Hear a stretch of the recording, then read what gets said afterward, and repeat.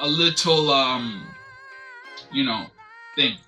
For the next Made in Toronto I do called Childhood, the instrumentation I want to do was French, because in Canada we also speak French. So I want to include that element as Made in Toronto, being made in Canada in Toronto. French is also a part of our landscape, a part of our community. You feel me? So and then the next one, a different pertaining to Canada, that's another instrumentation. So I don't just stick to the same kind of beats. I switch it up and I make a concept behind it. So with my next project that's dropping, I'm gonna give you a little takeaway from this.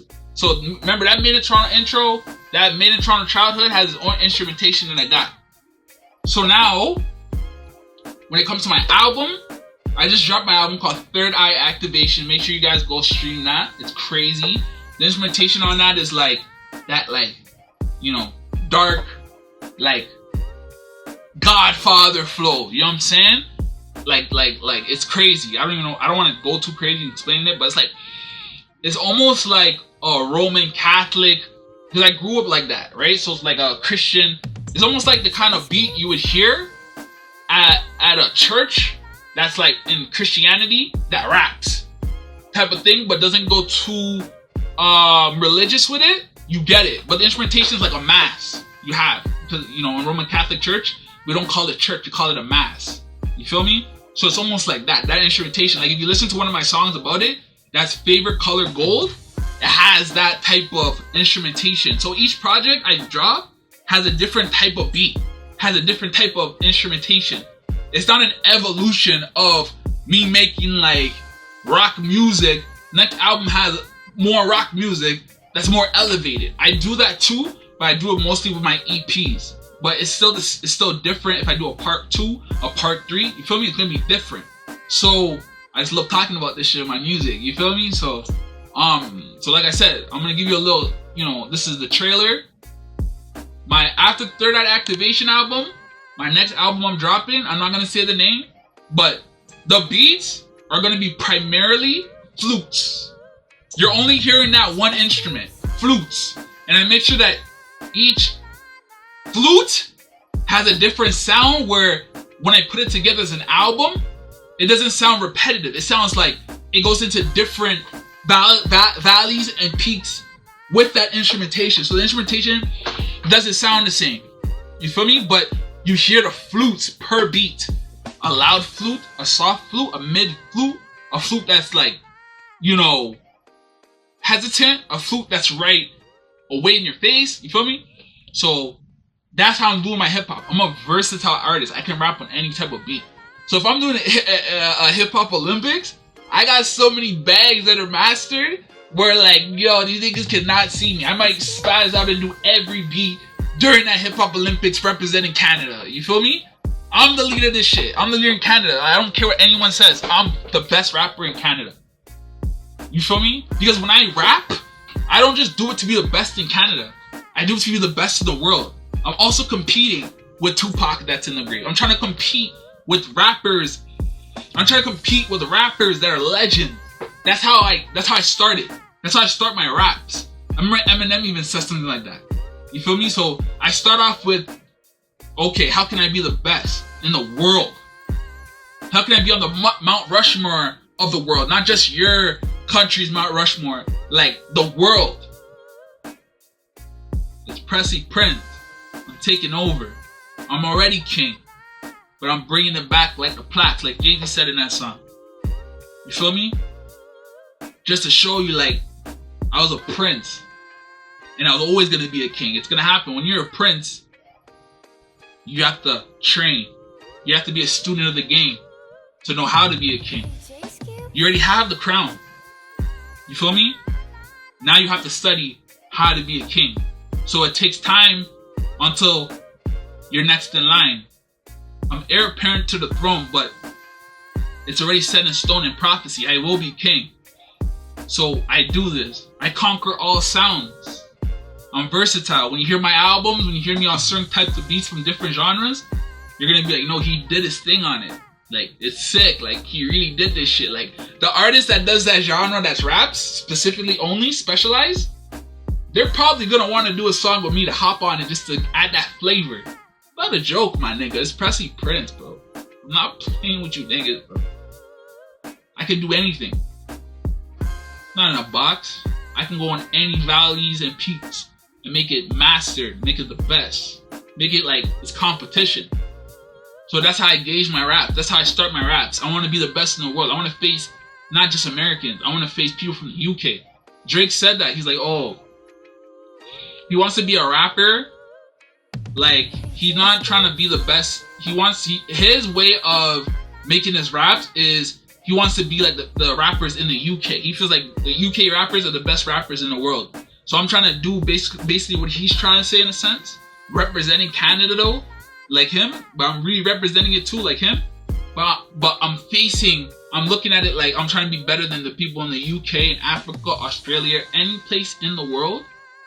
I will win. Pressy Prince. You know what I'm saying? They're gonna treat me like niggas always underestimating me in my life. That's why I even call myself Pressy Prince and I don't say like Press the King. You feel me? People always underestimated me and thought I would always be a prince. Niggas knew I was golden in the rough. Niggas knew I was blessed in my hood. Niggas knew I would make it out. Niggas knew I wasn't a product of my environment. Kids even outside of my hood, white people would be like, yo. But they would underestimate me. They want to underestimate me. Because once in a while, I'll pop out and show them. But they can't believe it. But niggas always underestimated me. That's why I call myself Pressy Prince. It's just a memory of look how far I came. I went through battles. Like niggas are gonna be like, how did we even get here? Then when they backtrack and look at all the shit I created, they're gonna be like, wow, we missed it. We missed this guy. Like we could have been on his team. Still representing the country. But I'm trying to go global. And I'll never change. I'm trying to go global and base my raps on being the best in the world. That's how far I go. You know what I'm saying? I'm trying to be like Kobe Bryant. He's trying to be better than Michael Jordan. I'm trying to be better than Michael Jordan. I'm trying to be better than LeBron. I'm trying to be even a better three-point shooter than Steph Curry, dare I say. You know what I'm saying? That's just how I gauge it. That's my drive. That's my motivation. That's how I wake up in the morning and make my raps and be like, let's get it. It's not a joke. Very serious. It's not funny. It's not hee hee ha ha. It's not LOL. It's not rolling on floor laughing. It's very serious. It's not a joke. It's not funny. I treat this shit with heart, fam. Like, I treat this shit with real heart. So, that's the Hip Hop Olympics. You know, I talked about the solo artists representing for their medals for the country to get their gold and their silver and their bronze. Then we move on to the cypher. So whoever wins gets their gold, silver, and bronze. Battle rappers the same way. The difference is with the battle rappers, they have, it's going to be like a 1 rounds or 2 rounds, but they have 72 hours to a week to actually present it now on stage. That's what battle rappers do. They present their art on stage, right? So we're going to do it like that. And, you know, like I said, the solo and the cypher, whoever's the best is the best.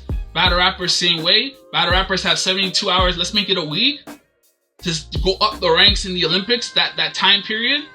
So then they'll win and represent their country. You feel me? They'll represent their country and win in their battle rap. You know what I'm saying? And they represent the country. They're facing battle rappers from all over the world. So who's the best? We gotta see. So whoever wins is the best country in hip hop. You know what I'm saying? That's the end result. It's gonna be like, who's the best hip hop artist in the world? Who's the best hip hop artist, or who's the best country? You represent your country now. So who's the best country in the world right now in hip hop? It's like it's just like the like hockey, the Stanley Cup, I think it's called.